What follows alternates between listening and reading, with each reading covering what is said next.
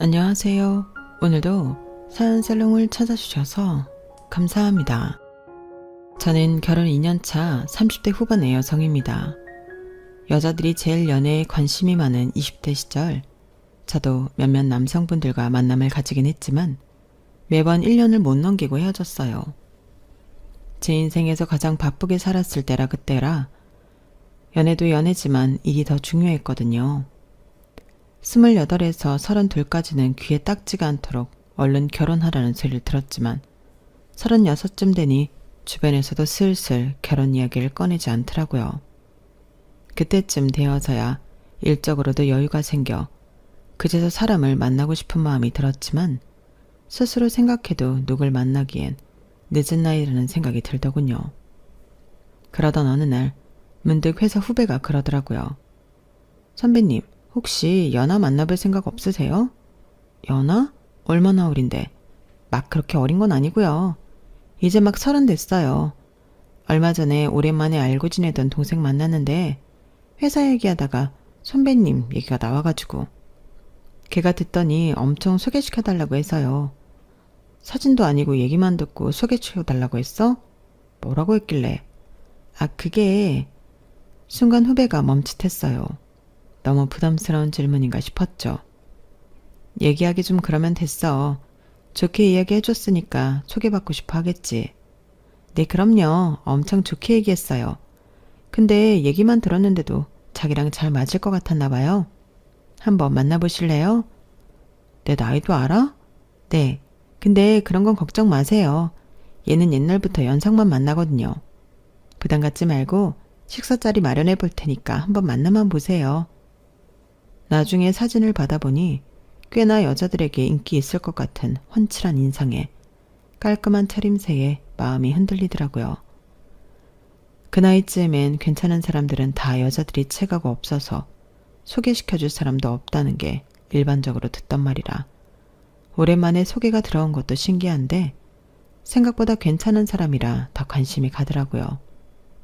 유일하게 마음에 걸리는 건 6살이라는 나이 차였는데 당사자가 괜찮다고 했다니 그냥 눈 한 번 딱 감고 만나보자는 생각이 들었어요. 그렇게 나간 저녁자리에서 남편과 저는 거의 보자마자 서로에게 꽂혔다고 해도 과언이 아닐 정도로 좋은 시간을 보냈어요. 밝은 성격에 적당히 유머러스하고 매너까지 갖춘 사람에게 안 끌릴 사람이 있었을까요? 두 번째 만남부터 남편은 제게 만나보자고 했고 거절할 이유가 없었어요. 그렇게 연애도 초고속으로 시작한 만큼 결혼 역시 초고속으로 진행됐어요. 연애를 시작한 지 6개월 만에 프로포즈를 받았고 마음 한구석에 벌써 프로포즈는 너무 빠르다는 생각은 했지만 거절할 생각이 안 들었죠. 연애하는 반년 동안 남편은 정말 어떻게 이런 사람을 이제야 만났을까 싶을 정도로 저를 행복하게 해줬거든요. 제 나이도 있다 보니 더 나이 들기 전에 얼른 좋아하는 사람과 가정을 꾸리고 싶다는 생각도 있었고 더 시간 끌어봤자 이보다 더 좋은 사람을 다시 만날 수 없을 것 같다는 조급한 마음도 한몫했던 것 같아요. 그건 친정에서도 마찬가지였어요. 원래라면 조금 더 신중하게 결정하라고 하셨을 부모님께서도 제가 결혼 얘기를 꺼내니 그저 박수치며 환영하시더라고요. 아유, 우리 딸이 드디어 마음 잡고 시집을 가는구나.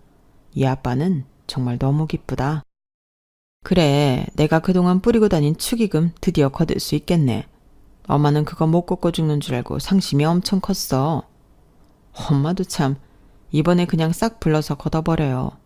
드디어 나도 시집 간다. 딸 간다고 그리워나 마세요. 그렇게 친정에서는 거의 축제에 가까운 분위기로 다들 기뻐했지만 반면 시댁이 될 집은 어떨지 걱정이 들기도 하더군요. 이제 결혼 정년기가 막 시작되는 나이였던 남편이 아이도 갖기 힘든 나이, 많은 여자와 결혼한다고 하면 예비시댁에서는 정말 싫어하실 수도 있겠다 싶었거든요. 남편이 잘 사는 가정 환경에서 자란 것은 아니었지만 착실히 공부해서 그래도 어디 하나 꿀릴 데 없이 회사에 안정적으로 자리를 잡고 있었거든요. 꼭 제가 아니어도 남편을 좋다고 할 만한 여자들은 많을 거란 생각이 들었어요. 돌이켜 생각해보면 그렇게 생각할 필요도 없었는데 왜 그렇게까지 생각했는지 모르겠네요. 당시엔 사회적 분위기에 많이 휩쓸렸던 것 같아요. 아무튼 이런 이유들 때문에 예비시댁에 처음 인사를 드리러 정말 많이 긴장이 됐어요. 평소 제 성격을 아는 직장 동료들이나 친구들이 의외라고 생각할 정도로 많이 떨려했죠. 야, 네가 나이만 좀 있는 거지. 부모님도 잘 살고 업계에서 나름대로 이름 알려졌을 정도로 능력 있는 사람인데 그렇게 떨 이유 뭐가 있어? 괜찮다니까. 어른들은 그렇게 생각 안 할 수도 있으니까 괜히 긴장돼서 그래. 손주 원하셨으면 더 그렇고. 그럼 그냥 인연이 아닐 수 있겠거니 하고 내버려둬. 진짜 인연이면 그래도 이어지겠지. 친구의 진심 어린 충고도 속 편한 소리로만 들리더군요. 그래서 첫 인사 때부터 약간 무리를 해서 비싼 명품 가방에 한우 세트, 콧다발에 케이크까지 바리바리 사서 싸들고 갔어요. 그런데 걱정했던 것과는 달리 시어머니께서 저를 보고는 환하게 웃으며 손을 잡아주셨어요. 얘기 많이 들었어요. 우리 아들이랑 나이 차이가 좀 난다더니 실제로 보니까 전혀 모르겠는데 동갑이라고 해도 믿겠어. 그렇게 봐주셔서 감사합니다, 어머님. 아우, 그냥 인사하는 건데 뭘 또 이렇게 짐되게 들고 왔대? 긴장을 많이 했나 보네. 이렇게까지 할 필요 없었는데. 그래도 처음 뵙는 자리니까 잘 보이고 싶었어요. 이런 거 안 해와도 충분히 이뻐 보여요. 솔직히 나이만 빼면 우리 아들보다 훨씬 아깝지. 우리 아들이 성격 좋고 인물 괜찮은 거 말고 뭐 있나? 이렇게 야무진 며느리가 생겼다 생각하니 오히려 내가 고맙고 든든하네. 앞으로 우리 아들 좀 잘 부탁해요. 네, 저도 잘 부탁드립니다, 어머님. 그렇게 생각외로 따뜻한 한 대를 받고 나니 시댁에 더 잘 해드려야겠다는 생각이 들더라고요. 남편이 늦둥이라 어머님께서 꽤 옛날 분이셔서 더 걱정했는데 나이 관련해서는 아무런 눈치도 주지 않고 그저 아들과 결혼할 사람으로서 순수하게 저를 대해주시는 게 감동이었어요. 그것뿐만 아니라 첫 만남 이후로 제게 먼저 마음을 여시고 결혼을 준비하는 과정에서도 저를 진심으로 챙겨주시더라고요. 직업 특성상 남편에 비해 야근이 훨씬 많은 저를 위해 가끔 3단 도시락을 싸서 남편을 통해 전해주시기도 했고 제가 예쁘다고 했던 핸드메이드 그릇을 기억하셨다가 선물로 주시기도 하셨어요. 한 번은 회사 앞에서 자취를 하고 있던 제가 감기 몸살을 앓았어요. 면역력이 좋지 못한 편이라 일을 좀 무리하거나 하는 날은 자주 몸살을 앓았는데 남편은 지방으로 출장을 가 있던 터라 먼 곳에서 발만 동동 굴렀죠. 어떻게 많이 아파? 부모님은? 엄마 아빠도 여행 가셨어. 괜찮아. 한두 번 아파본 것도 아니고 나 이만 쉴게. 덤덤한 척했지만 목소리는 다 갈라졌고 침대 밖으로 꼼짝도 못하겠더라고요. 약을 가져다 먹을 힘도 없어 널브러져 있는데 몇 시간 후 초인종 소리가 울렸어요. 인터폰을 확인해 보니 어머님이 서 계시더라고요. 어머님, 여긴 어쩐 일이세요? 너 아프다는 얘기 듣고 왔어. 어쩜 몸도 약한 애가 혼자 살아가지고는 이럴 때일수록 든든히 먹고 약도 잘 챙겨 먹어야 하는데. 어머님은 삼계죽 한 보따리에 따뜻한 꿀차가 담긴 텀블러를 가지고 오셨어요. 어머님, 너무 감사해서 어떡하죠? 아, 이제 내 딸 같은 애가 이렇게 아프다는데 듣고만 있을 수 있나. 밥 먹고 약 챙기는 거 봤으니 됐다. 내가 너무 오래 있어도 불편하잖니? 이만 가보마. 아플 때 이런 따뜻한 챙김을 받고 나니 정말 진심으로 감동을 받았어요. 그러다 보니 저도 결혼하기 전부터 어머님을 좀 더 챙기게 되고 자주 찾아뵙게 되더라고요. 아버님은 돌아가신 지 오래고 아주버님은 결혼한 지 1년 만에 이혼하시고 독수공방 중이라 막내 아들까지 장가를 간다고 하니 많이 적적해 하시는 눈치였거든요. 나는 아들만 둘이라 항상 딸이 있었음 했는데 큰아들은 죽어도 결혼을 안 하고 그나마 막내가 결혼해서 이제야 며느리를 얻었네. 막상 딸 있는 엄마들이 딸이랑 쇼핑 다니고 예쁜 카페 가서 커피도 한 잔씩 하는 게 참 부러웠는데 나도 우리 며느리랑 그런 관계가 되고 싶어. 어머님, 그러면 되죠. 제가 쉬는 날엔 어머님 모시고 여기저기 다닐게요. 아우, 근데 요즘 딸 같은 며느리 이런 소리 하면 큰일 난다던데 내가 또 너무 주책이었나? 며느리랑 딸이랑은 다른데 뭐 내가 딸이 있어봐야 알지. 안 그래? 너무 걱정 마세요. 여자들이 딸 같은 며느리 소리 싫어하는 건 며느리는 전혀 딸처럼 안 챙겨주시면서 딸처럼 해주기를 바라는 시어머니들 때문에 생긴 얘기예요. 어머님은 평소에도 제 생각 많이 해서 이것저것 잘 챙겨주시는데 다르죠? 저도 받은 만큼 늘 해드리고 싶고요. 그렇게 이야기해주니 참 고맙네. 지금이야 나도 애들 다 키우고 좀 시간 여유가 생겼지만 젊었을 때는 남편이 일찍 죽고 아들 둘 키운다고 참 전쟁이었거든. 아무것도 할 줄 모르던 여자애가 길바닥에 앉아 무턱대고 장사부터 시작했어. 그래서 안 겪어도 될 고생하며 살았다. 우리 며느리는 부모님 잘 만나 그런 고생 안 하고 살아서 그런지 사람이 참 맑고 밝아. 볼 때마다 마음 쓰는 것도 그렇고 이뻐 죽겠어. 뭐야? 둘이 요즘 슬슬 나 빼고 놀려고 하는 것 같아. 엄마, 내 와이프 뺏어가지 마요. 우리 곧 신혼이란 말이야. 참나, 억울하면 당신도 같이 놀면 되지 뭘. 그럴까? 여자들만 노는데 눈치 없이 낀다고 타박하면 안 된다. 으유, 엄마가 딸 생겨서 좋다는데 아들들이 이렇다니까. 아, 엄마. 남편도 일일이 표현은 안 했지만 어머님과 약속을 잡아 시간을 보내거나 안부 전화를 나눌 때마다 내심 고마워하는 눈치였어요. 제가 아는 만큼 남편도 친정에 잘했으니 일석이조였죠. 서로 집안에 잘하니 결혼 생활이 그렇게 순탄할 수가 없었어요. 그런데 뭔가 이상하다는 걸 눈치챈 건 결혼 준비가 막바지에 다다랐었을 쯤이었어요. 시댁에서는 저희 결혼에 투자해줄 형편이 되지 않았기에 친정 부모님께서 조심스럽게 말씀을 꺼내시더라고요. 너희 신혼집은 엄마 아빠가 해줄까 해. 네 회사에서 가까운 곳에 괜찮은 집이 있어서 보고 왔는데 그런 곳에서 신혼을 시작하면 참 좋겠다는 생각이 들더라. 너랑 박서방도 보고 괜찮으면 거길 계약하면 괜찮을 것 같은데 어떠니? 저희야 너무 좋죠. 죄송해서 그렇지. 우리 딸 새 출발하겠다는데 엄마 아빠가 뭔들 못해주겠어. 이러려고 엄마 아빠 젊은 시절에 열심히 일한 거야. 보고 와서 마음에 들면 말해줘. 신혼 선물로 해줄 테니까. 남편에게 이 소식을 알리니 너무 감사해 하더군요. 집을 보고 온 날에는 거의 눈물까지 글썽이며 좋아했어요. 부모님께서 알아보신 집은 회사 근처에 방이 4개인 40평짜리 새 아파트였어요. 패션 관련 회사에 다니고 있던 터라 서울 중에서도 가장 번화한 지역이었어요. 신혼을 시작하기에는 호화로운 동네 아파트였어요. 척 봐도 집값이 어마어마해 보였죠. 이게 우리 집이라니 믿기지가 않는다.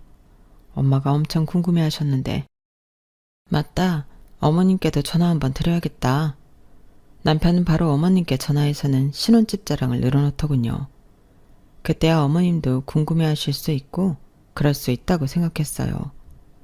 그런데 며칠째 어머님께서 직접 전화가 오더라고요. 집 이야기 들었다. 사돈어른께 너무 감사해서 어쩌지? 엄청 좋다며. 그런데 방이 4개나 된다던데? 너희 아이 낳을 계획도 없지 않니? 방이 남겠더라. 남는 방은 어떻게 쓸 생각이니? 그 순간 등줄기에 소름이 돋았어요. 혹시나 어머님께서 집으로 들어오시겠다고 하면 어쩌지? 하는 생각이 들었거든요.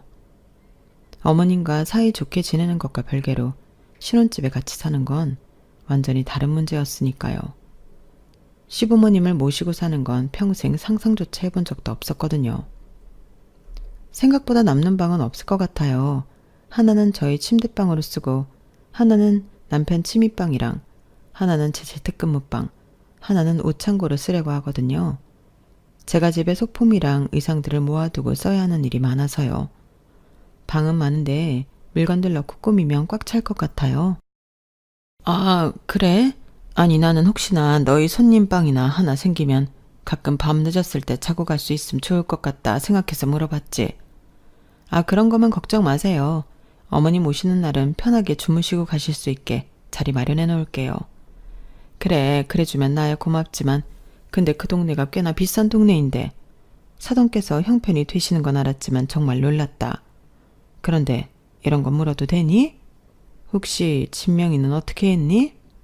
명의는 제 이름으로 해주셨어요. 아, 그래? 하긴 딸 해주려고 하는 거니 당연한 건가? 그런데 말이야, 나중에 집 명의로 쌓아놓은 부부가 그렇게 많다더라. 지금 당장이야 괜찮다지만 나중에는 부부 공동 명의로 바꾸는 게 어떻겠니? 네? 어머님, 그건 좀 어려울 것 같은데요. 그때부터 급격히 어머님과의 대화가 불편해지더라고요. 아직 이사도 안 했는데 명의 이야기부터 꺼내시는데 어머님께서 이런 쪽으로 계산하실 분이라고 생각해 본 적 없다 보니 갑자기 이렇게 훅 들어오는 게 너무 당황스러웠어요. 어머님도 싸늘해진 제 반응을 눈치채셨는지 말을 돌리셨어요. 그러니 뭐 그건 차차 둘이 의논해 볼 문제고 내가 끼어들 문제는 아니긴 하겠구나. 그냥 나는 요새 그런 부부가 많다길래 걱정이 돼서 이사는 가능한 빨리 먼저 들어가서 사는 게 좋겠어. 요즘은 결혼식 전부터 같이 살아본다잖니. 나도 집이 궁금하기도 하고. 네, 저희도 그럴 것 같아요. 이사 끝면 최대한 빨리 어머님 초대할게요. 그렇게 말은 했지만 사실 막상 이사가 끝나고 가장 먼저 초대해서 대접해드려야겠다 생각한 건 당연히 친정 부모님이었어요. 다른 것도 아니고 이 집을 해주신 분들이니 당연히 그게 도리라고 생각을 했죠. 그런데 남편은 저랑 생각이 다르더군요. 그래도 장인 장모님은 이미 집을 보고 가셨잖아. 우리 엄마가 집 계약한 날부터 지금까지 그렇게 집을 궁금해 하시는데 먼저 초대하면 안 될까? 여보, 그런 게 어딨어. 그거야 이사 전이고. 우리 좋은 집에서 시작하라고 집 해주신 우리 부모님부터 잘 사는 모습 보여드리는 게 먼저지. 급한 것도 아닌데 어머님은 그 다음에 초대해도 늦지 않잖아. 당신이 엄마한테 제일 먼저 초대하겠다고 했다며. 그렇게 약속까지 해놓고 모른 척 하려고? 모른 척은 무슨 모른 척이야. 모른 척은 당신만 하면 돼. 그럼 어머님도 기분 상하실 일 없을 텐데 왜 별것도 아닌 걸로 그래. 그럼 당신도 모른 척하고 이번 한 번만 우리 엄마 먼저 초대하면 어디가 덧나? 장인 장모님은 딱히 그렇게 초대해달라고 하시지도 않으시잖아. 그건 모른 척하기엔 내 양심에 찔리지. 우리가 누구 덕에 이 집에서 시작하는데 어머님이야 지나가듯 빨리 초대하겠다고 한 거고 제대로 각 잡고 약속을 한 것도 아니잖아. 굳이 이런 걸 입씨름해야 돼? 어머님한텐 어머님 먼저 초대한 거라고 해. 남편은 계속 불평불만을 늘어놓았지만 아닌 건 아니라고 생각했어요. 그래도 아닌 건 아닌지라 친정 부모님을 먼저 모셨죠. 아유, 우리가 보는 눈이 맞았네. 이렇게 가구 다 들어오고 사는 모습 보니까 너무 좋다. 위치도 딱 좋고 교통도 괜찮고 집 해준 보람이 나네. 딱 신혼집이야. 친정 부모님께서 뿌듯해 하시는 모습을 보면서 저 역시 이렇게 하는 게 맞았다고 생각했어요. 친정 부모님과 좋은 시간을 보낸 후 시어머니를 초대했죠. 남편은 영 못마땅해 하는 것 같았지만 별 수 없었죠. 대신 성심성의껏 어머님을 모셨어요. 오랜만에 직접 밑반찬도 하나하나 만들어서 대접했죠. 어머님은 집에 들어오시는 순간부터 너무 좋아하시더군요. 어머, 세상에, 이게 정말 니네 집이니? 정말 너무 좋겠다. 오는 길에 보니까 동네도 너무 좋던데 나도 이런 데서 신혼생활 했으면 참 좋았겠다. 사돈께서 신경을 정말 많이 쓰셨네. 너무 마음에 든다. 그 와중에도 마음에 든다는 표현은 조금 신경이 쓰이긴 했지만 그 정도 표현은 할 수 있다고 생각했어요. 하지만 식사를 시작하면서 어머님은 조금 아슬아슬하게 선을 넘나드는 이야기를 꺼내시더군요. 우리 며느리 친정이 잘 사는 건 알았지만 이 정도로 여유가 있을 줄은 몰랐네. 며느리 아니었으면 와볼 일도 없었을 집인 것 같아. 아주 복덩이야, 복덩이. 이런 동네에 이 정도 아파트면 시세가 얼마쯤 하니? 꽤나 비쌀 것 같은데. 그건 잘 모르지만 비싼 편이긴 할 거예요. 그래?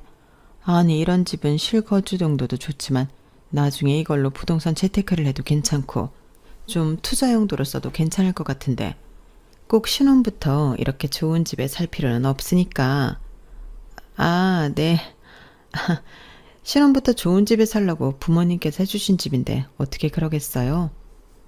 그래, 그럼 뭐 집 담보로 하고 사업하는 방법도 있지. 내가 장사를 좀 오래 했잖니?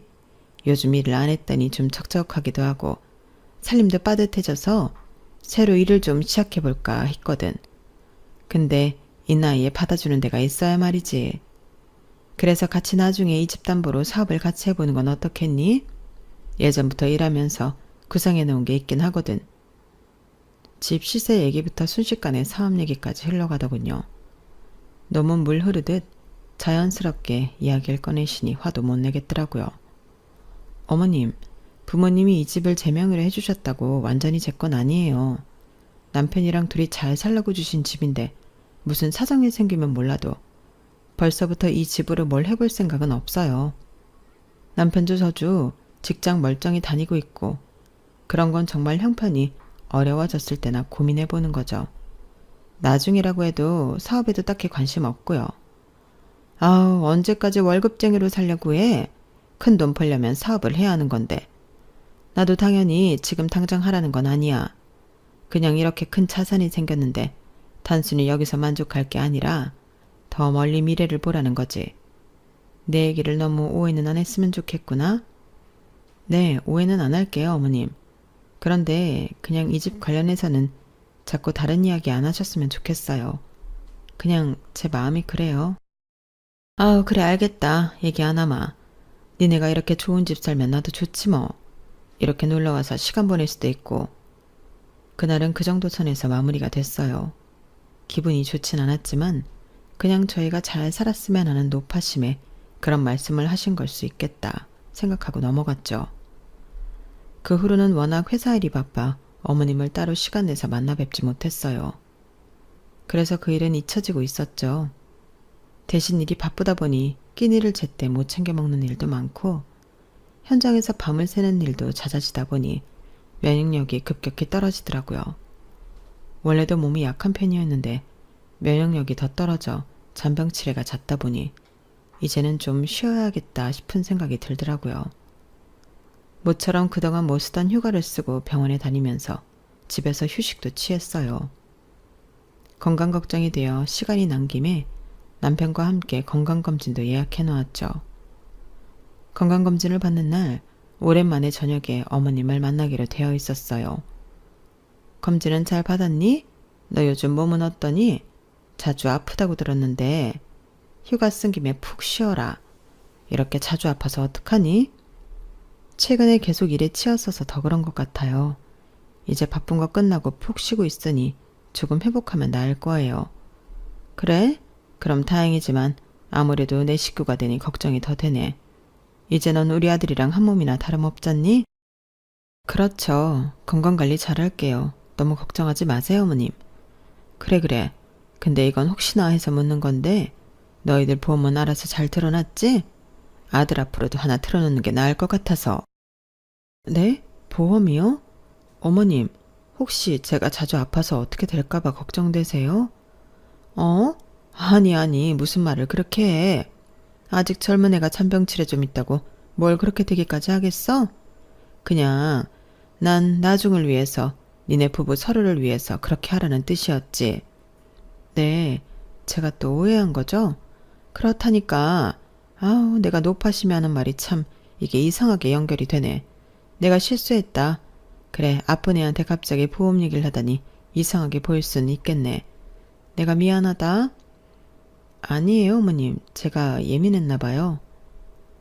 최근 계속 아팠던 사람에게 무턱대고 보험 이야기를 꺼내는 걸 보며 제가 그동안 느끼던 쎄함이 그동안 애써 외면해왔던 현실일 수도 있겠다는 생각이 들었어요. 아파서 예민하게 느끼나 싶어도 주변 사람들에게 털어놓으니 역시 다들 이상하게 생각하더라고요. 니네 시어머님 뭔가 너희 부모님이 해준 집 엄청 탐내는 것 같은데 무슨 아픈 사람한테 보험 소리까지 해. 무섭다, 무서워. 애초에 결혼 전부터 너한테 그렇게 지극정성이었던 것도 니네 집안 환경 보고 그런 거 아냐. 그런 사람은 무슨 짓을 할지도 모르니까 조심해. 나도 어머님 좋게만 봤는데 이제 점점 불편해지네. 대놓고 그러는 것도 아니고 은근하게 흘리시니까 뭐라고 따지기도 애매하고. 남편은 어떤데? 남편은 중간에서 역할 잘하고 있어? 남편도 솔직히 잘 모르겠어. 어떻게든 어머님 챙기려고 하니까 별로 내 편이란 생각은 안 들어. 잘 지켜봐봐.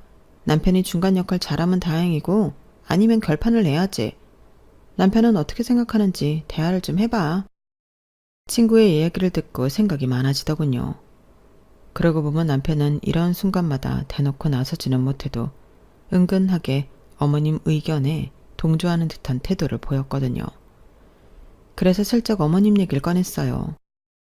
여보, 우리 엄마 원래 그래. 그냥 늘 걱정이 많고 매사에 노심초사하셔. 항상 최악의 상황을 염두에 두고 이야기하시는 분이니까. 그런 거에 일일이 마음 쓰지 마. 우리 엄마가 설마 이 집 뺏으려고 그랬겠어? 그냥 내가 여기 사는 것만으로도 엄청 만족하시는 분이야. 왜 그렇게 나쁘게만 생각해? 우리 엄마가 결혼 전부터 당신한테 지극정성으로 대한 건 벌써 다 잊어버린 거야? 그렇긴 한데 이 집에 이사 오기 전엔 안 그랬는데 이사 온 후부터 계속 만나기만 하면 이 집이나 재산 관련된 이야기만 꺼내시는 것 같아서. 보험 이야기를 꺼낼 이유가 뭐야? 그것도 재산 때문이잖아. 미리미리 드러나서 나쁠 것도 없지 뭘 그래. 엄마가 틀린 말 한 것도 아니고. 이번 일은 당신이 몸이 안 좋으니 괜히 예민하게 반응한 거야. 엄마가 그런 기미가 있다 싶으면 내가 먼저 나서서 막을 거야. 우리 엄마는 내가 더 잘 아니까. 그런 걱정하지 말고 푹 쉬어. 솔직히 나도 좀 실망스러운데 우리 엄마를 그렇게밖에 못 봤다니. 사업 얘기는 엄마가 그냥 혼자 들떠서 한 거고 명의 얘기니 보험이니 하는 건 그냥 우리 걱정해서 한 거야. 신경 쓰지 마. 하지만 남편이 계속 별거 아니라는 식으로 이야기하니 저도 그 말이 믿고 싶어지더군요. 그러던 어느 날이었어요. 저희 부부가 키우는 고양이가 있어서 회사에서 일을 하던 도중 문득 팩캠으로 고양이들이 잘 지내나 보려는데 아무도 없을 시간에 집에 누가 들어와 있더군요. 어머, 누구야? 너무 깜짝 놀라서 소리를 지를 뻔했어요. 웬 중년의 여자가 부엌에서 혼자 왔다 갔다 하더라고요. 자세히 보니 시어머니더라고요. 어머님은 부엌에서 한참 뭔가 뒤적이더니 안방 쪽으로 가서는 한참을 안 나오셨어요. 너무 소름 끼쳐서 당장 남편에게 전화했죠. 여보, 어머님 뭐야? 우리 집에 계셔. 당신이 비밀번호 알려줬어? 내가 회사에 놓고 온 게 있어서 엄마한테 좀 가져다 달라고 부탁을 했어. 그래서 그런 거니까 오해하지 마. 아니, 그런 걸 나한테 이야기도 안 하면 어떡해. 애들 잘 있나 보려다가 도둑 든 줄 알고 깜짝 놀랐잖아. 미안. 정신이 없어서 깜빡했어. 우리 엄마인데 뭘 그렇게 놀라고 그래. 내가 엄마한테 연락해볼게. 진정해. 전화를 끊고 나서도 심장이 두근두근 하더라고요. 팩캠으로 확인해보니 어머님이 전화를 받는 것 같더니 후다닥 안방에서 나와서 밖으로 나가시더라고요. 너무 찜찜해서 그날은 일부러 일찍 회사를 나왔어요. 퇴근하자마자 안방에 가서 뭐가 달라졌나 꼼꼼히 살폈죠. 다른 건 다 똑같은데 문득 불안한 마음에 금고 옆 개인적인 서류들을 따로 보관해둔 서랍을 살폈어요. 등기부 등본에 집 계약서 등을 보관해둔 서랍이었죠. 확실히 그곳에 서류들을 뒤져본 흔적이 남았더라고요. 이걸 뒤져서 뭘 하려고 한 건지 모르겠지만 기분이 너무 나빴어요. 남편이 뭔가 알고 있다면 솔직히 말해주길 바랬지만 남편은 끝까지 모른 척 잡아떼더군요. 당신이 가져다 달라 했던 게 뭔데? 그럼 어머님이 나갈 때 뭔가 들고 나가셨어야 했는데 빈손이시던데? 찾다가 못 찾고 내 전화 받고 놀라서 그냥 나오셨대. 됐어. 그렇게 급한 것도 아니었는데 엄마가 굳이 찾아봐 주겠다고 하셔 그러라 한 거야. 그니까 그게 뭐냐고. 말하면 당신이 알아? 왜 그렇게 꾸쭉꾸쭉 캐묻고 그래? 사람 불편하게. 남편의 그런 모습을 보면서 의심은 한층 커져만 것 같고 이렇게 믿음이 없는 상태에서는 도저히 같이 못 살겠다는 생각까지 들더라고요. 친한 친구에게 털어놓으니 친구가 방법을 생각해줬어요. 그럼 한번 시험을 해봐. 원래 사람이 약해졌을 때 상대방의 진심이 드러나는 편이거든. 의사생활 오래 하면서 그런 경우 엄청 많이 봤어. 그래? 그럼 어떻게 해야 돼? 너 건강 얘기가 나왔었으니까 건강검진 결과에서 결과가 엄청 안 좋게 나왔다고 해봐. 진단서는 내가 그럴듯하게 적어줄 테니까 가지고 가서 얘기해봐.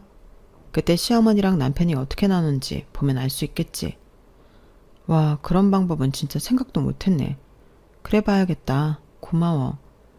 그렇게 친한 친구의 도움으로 최장한 말기인 것처럼 가짜 진단서를 만들었어요. 초기에는 증상이 약한 암이라 갑자기 말기라고 해도 그럴듯하다 믿을 법했죠. 마침 얼마 후 시어머님 생신이라 퇴근 후 저녁 식사를 함께하기로 약속이 되어 있었거든요. 그날 일부러 일찍 조퇴를 하고 먼저 집으로 돌아왔어요. 그리고는 암 진단서를 찍어 남편과 시어머니가 함께 있는 단톡방에 보내놓았죠. 몸이 안 좋아서 일찍 퇴근했어요. 그동안 숨기려고 해봤는데 도저히 안 되겠네요. 저 췌장암 말기라고 해요. 뭐라고? 정말이니? 세상에, 이게 무슨 일이야? 집에 가서 마저 이야기하자. 뭐? 여보, 말기라고? 그동안 자주 몸이 안 좋던 이유가 있었구나.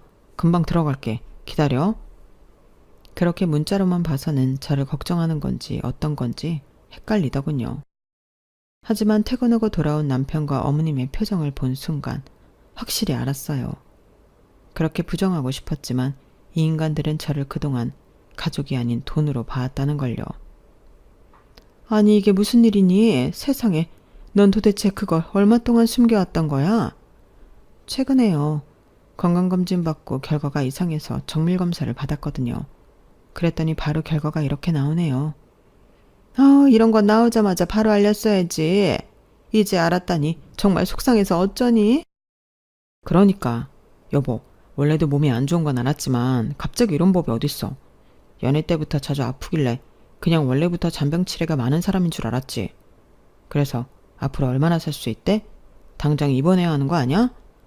말기면 그냥 죽는 거지 무슨 입원이야. 근데 당신 왜 이렇게 신나 보여? 어머님도 그렇고 이런 날이 오기만 바란 사람들 같네. 얘가 또 그러네 정말. 그런 거 아니래도. 그래, 얼마나 남았는지 알아야 당신이랑 좀 더 후회 없이 시간을 보낼 거 아냐. 몇 달 안 남았다는데? 아니 솔직히 한 치 앞도 모를 정도래. 됐어? 좋아? 정말이니?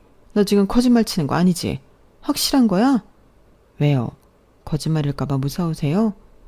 그렇게 쏘아 물으니 갑자기 집안에 정적이 흘렀어요. 어머님과 남편이 눈을 마주치더니 갑자기 깔깔대며 웃기 시작하더라고요. 아, 이게 친구가 말했던 본성을 드러내는 모습이구나 싶어서 등줄기에 소름이 돋더군요. 얘가 그래도 나이를 허스러 먹진 않았나 보네. 뭐 거짓말 아니면 됐다. 내가 너 이럴 줄 알고 보험도 물어보고 한 거잖니. 애가 몸이 허약한 게 그리 오래 못 살 줄 알았다니까. 봐, 엄마 말이 맞지? 그러네, 이게 진짜 되네. 나이 많고 돈 많고 병 많은 여자가 최고라니까. 어리고 이뻐봤자 돈 없고 장수하면 아무 소용도 없어. 엄마가 다 알아보고 네 짝을 골라준 거야. 그러게, 이 집이 내 거가 된다는데 그깟 나이 차이 정도야. 근데 이렇게 빨리 될 줄은 몰랐는데 신기하다. 그러게 말이다. 하늘이 도왔다. 마침 오늘 또 내 생일이잖니? 정말 최고의 생일 선물이네. 우리 아들 며느리 죽으면 이 집이 이제 우리 거야? 그치, 엄마 그냥 바로 들어와서 살아요. 솔직히 처음부터 엄마 들어와서 살라 했으면 좀 안쓰러운 마음이라도 들었을 텐데. 엄마한테 그렇게 냉정하게 구는 거 보고 나도 마지막 동정심까지 싹 사라지더라. 의심은 또 얼마나 많든지 속이느라 내가 애좀 썼다니까. 남편이 웃으며 그렇게 말하는데 황당함과 배신감에 치가 떨려 저도 모르게 남편 머리채를 확 잡아버렸어요. 악소리를 내며 남편 고개가 확 꺾였고 그 눈 앞으로 진짜 건강검진 결과를 보여줬죠. 어떡하지? 그동안 그렇게 애썼는데도 내가 안 속아서? 뭐라고? 그건 또 무슨 말이야? 이건 또 뭐야? 미안하지만 내가 아주 건강하다네. 내가 설마 했는데 어머님이야 그렇다 쳐도 당신까지 이 지경인 줄 몰랐네. 나도 시간 낭비 너무 많이 한 것 같아서 짜증이 나는데 어떡하지? 빨리 알아서 다행이긴 하지만 나랑 곱게 이혼해줘야겠네. 뭐라고? 여보, 안 아픈 거였어? 그럼 나야 너무 좋지. 나는 또 당신이 아픈 줄 알고. 이건 또 뭐 말도 안 되는 개소리야. 너 그렇게 좋아하는 니네 엄마 집 가서 둘이 살아. 엄마 말대로 결혼해서 여자 등쳐먹고 살 거면 결혼을 왜 하니? 너 같은 인간 믿어보겠다고 했던 내가 바보다 바보. 아니 이게 무슨 소리야? 안 아프다고? 오늘만 해도 아파서 조퇴했다면서. 죄송하지만 어머님이 원하시는 만큼 아픈 건 아니라네요. 이미 본성 다 들켜버렸는데 제가 어머님 모시고 살 이유가 없겠죠. 그동안 저희 집 재산 등쳐보겠다고 저한테 지극정성 보이느라 고생 많으셨습니다. 그렇게 두 사람을 집에서 내쫓아버리고 이혼 절차를 밟았어요. 처음에는 오해라며 절대로 이혼 못하겠다고 버티던 남편도 중간에 생각이 바뀌었는지 갑자기 이혼을 하겠다고 하더군요. 무슨 꿍꿍인가 했는데 이혼하면 재산 분할하고 위자료를 챙길 수 있을 거라는 생각을 한 것 같았어요. 남편과 시어머니는 이혼 소송으로 가서 어떻게든 제 재산을 뜯어내려 했지만 가짜 암 진단서를 공개했을 때 두 사람의 반응을 녹화하고 녹음해둔 게 있었기 때문에 두 사람의 계획은 수포로 돌아갔죠. 시간은 꽤 오래 걸렸지만 결국 결정적인 재산은 한 푼도 안 뺏기고 깔끔하게 이혼할 수 있었어요. 아, 너 잘 살라고 해준 집이었는데 그 집 때문에 이렇게 될 줄은 몰랐네. 우리가 괜히 미안하구나. 엄마 아빠가 미안할 게 뭐 있어요. 오히려 제가 사람 보는 눈 없어 저런 놈을 사위라고 잠시나마 데려왔던 게 죄송한걸요. 그리고 이 집이 아니었으면 저 집안 식구들 본성도 너무 늦게 알았을 거예요. 아니었으면 더 오래 같이 살았을 텐데 빨리 알아채서 다행이었어요. 괜히 미안해하시는 부모님께 오히려 감사 인사를 드렸고 저를 도와준 친구에게도 크게 한턱을 냈어요. 너 아니었음 진짜 큰일 날 뻔했어. 완전히 깜빡 속더라. 그거 아니었음 나 평생 그 인간들을 가족이라고 믿고 살 뻔했잖아. 역시 사람이 마음이 찜찜한 데는 이유가 있다니까. 내가 괜히 판도라의 상자 들춰서 너 결혼 생활 깨버린 거 아닌가 미안했는데 내 속이 후련해 보여서 다행이다. 당연하지. 더 끌어안고 살다가 골마 터지는 것보다 차라리 이게 나아. 뭐 잠깐 누군가랑 가정 꾸려서 사는 행복한 꿈을 꿨다고 생각하려고. 어차피 그동안 남자 없이도 잘 살았었으니까. 이런 일을 겪고 나니 주변 가족과 친구들의 소중함이 더 와닿더라고요. 가족과 친구들의 도움이 아니었다면 제게 일어난 안 좋은 일이 더 크게 다가왔을 테니까요.